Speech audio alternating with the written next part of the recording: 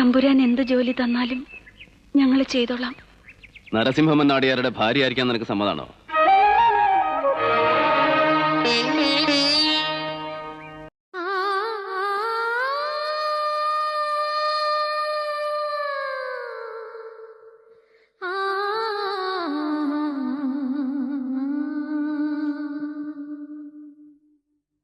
തളിർവെറ്റിലയുണ്ടോ വരദക്ഷിണ വയ്ക്കാം?